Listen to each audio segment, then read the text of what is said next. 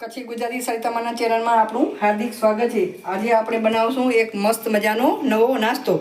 તો તેના માટે આ એક વાટકી ઘઉંનો લોટ મેં લીધો છે। આ 3 ચમચી જેટલો સોજી એટલે રવો અંદર આપણે એડ કરશું। આ 2-3 લીલી મરચી કટ કરેલી। આ લીલા ધાણા જરૂરિયાત મુજબ તમને જોતા હોય એ પ્રમાણે તમે નાખી શકો છો, ગમતા હોય એ પ્રમાણે, બરાબર। આ ચીલી ફ્લેક્સ એટલે કે કૂટેલા મરચાં 1 ચમચી નાની। આ વરિયાળી 1 ચમચી। એક અજમું અને સ્વાદ પ્રમાણે મીઠું અને મોણ માટે તેલ નાખશું ને હવે આપણે એને બરાબર મિક્સ કરી લઈએ।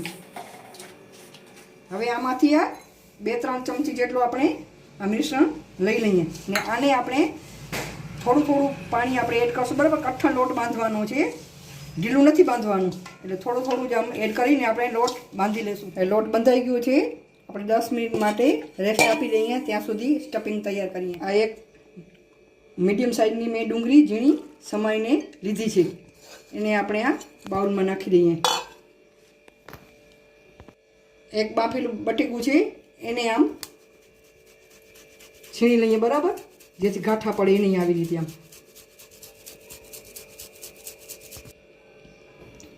હવે આમાં 2 ચમચી જેટલો ડાળિયાનું પાવડર, શેકેલા ડાળિયા હોય ને, છાલ ઉતારી ને એનો પાવડર બનાવ્યો છે, એનું પાવડર આપણે નાખશું।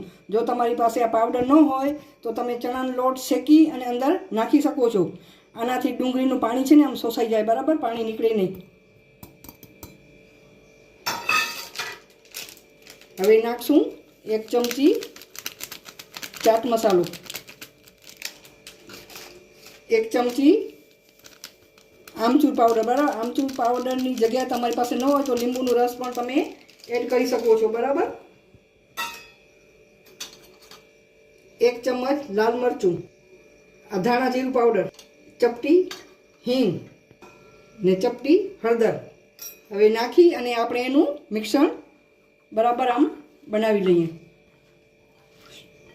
સ્વાદ પ્રમાણે નમક નાખી દઈશું, મીઠું, બરાબર, આમાં સ્વાદ પ્રમાણે બરાબર। હવે મિક્સ કરી લઈએ આપણે। હવે આપણું આ મિશ્રણ તૈયાર થઈ ગયું છે। હવે જે લોટ બાંધ્યો હતો એના તરફ આપણે જઈએ। આ લોટ હવે 10 મિનિટ થઈ ગઈ છે, બરાબર। એમાંથી આપણે આવી રીતે પાટલા ઉપર આપણે વણી લઈએ, બરાબર, એનું પતલું, બરાબર। એમાં લોટ નાખવાનું, ચીપકે નહીં જ્યાં સુધી ત્યાં સુધી આમાં લોટ નાખવાનું, બરાબર। હવે આપણે વેલણાની મદદથી આમ જેટલું આ પાટલું છે એટલું આપણે વણી લઈએ। હવે આ રોટલી જેવો આપણે બનાવી લીધો છે। આ જે મસાલો આપણે બનાવ્યો છે ડુંગળી અને બટેકાનું, એ આપણે આવી રીતે આમ ઉપર લગાવી, આમ હાથથી જ મજા આવશે, ચમચથી મજા નહીં આવે લગાડવાની, બરાબર। આવી રીતે આમ બધી બાજુ ઉપર આપણે લગાવી દઈએ વ્યવસ્થિત, આવી રીતે આમ લગાવી નાખવાનું મિશ્રણ। પછી એક સાઈડથી આપણે આમ ધીમે ધીમે આમ લેવાનું, બરાબર, આમ લેવી, આમ દબાવવાનું, પછી આવી રીતે આમ દબાવવાનું, આમ દબાવતા જવાનું, બરાબર। આવી રીતે આવી રીતે આમ પોળું થતું જાય, આવી રીતે આપણે આમ રોલ બનાવી લઈશું, હળવા હાથે કરવાનું, બરાબર। હવે આમ કરી ને ઉપર આપણે આમ હાથથી પ્રેસ આપશું, આમ ધીમે ધીમે, બરાબર। આમ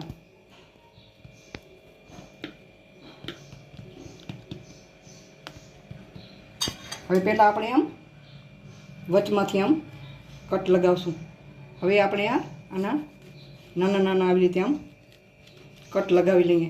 હવે આને આવી રીતે આપણે આમ હાથથી આમ સેજ આમ દબાવી દઈશું, એટલે મસ્ત મજાના ક્રિસ્પી લાગે ને એમાંથી આ મસાલો નીકળે નહીં। આવી રીતે આપણે આ બધા આમ ચપટા આવી રીતે હાથથી આમ બનાવી લઈશું, બરાબર। આવી રીતે બધા બનાવી લઈએ આપણે। હવે આપણે નાસ્તાની આ કાચી સામગ્રી બનીને તૈયાર થઈ ગઈ છે। તેલ ગરમ કરવા મૂકી દીધું છે ને આ જે આપણે મિશ્રણ કાઢ્યું હતું એની આપણે લરી બનાવી લઈએ બરાબર. એમાં આવી રીતે પાણી નાખી અને લિક્વિડ જેવું સાવ પતલું બનાવી લઈએ ખીરું આવી રીતે. હવે આપણી આ લરી તૈયાર થઈ ગઈ છે. તો આમાં આવી રીતે આપણે ચમચની મદદથી આવી રીતે આમ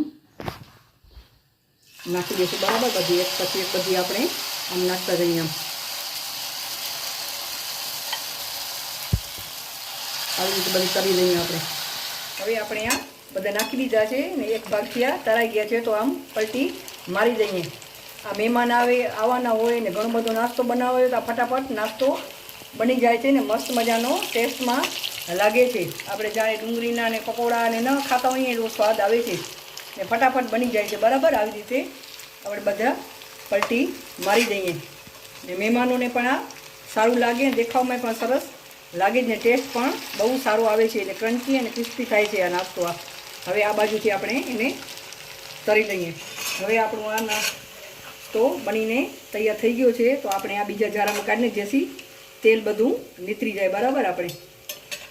આપણે તો દેશી જુગાડ જ કરવાનું, ટીસ્યુ પેપર નહીં વાપરવાના, એનાથી મસ્ત મજાનું તેલ બધું નીકળી જાય. હવે આવી રીતે બીજા આપણે બધા તરી લઈશું ને આમ વાટકા ઉપર આપણે આમ રાખી દઈએ તેલ નીકળી જાય તો બીજા આપણે તરી લઈએ.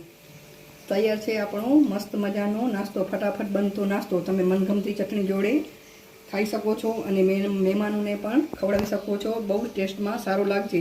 મારી રેસીપી ગમે તો લાઈક કરજો, શેર કરજો, કોમેન્ટ કરજો અને મારા ચેનલને જરૂરથી સબસ્ક્રાઈબ કરજો. ને તમે બનાવો તો તમને કેવી લાગી જરૂરથી ચોક્કસથી કહેજો. આભાર.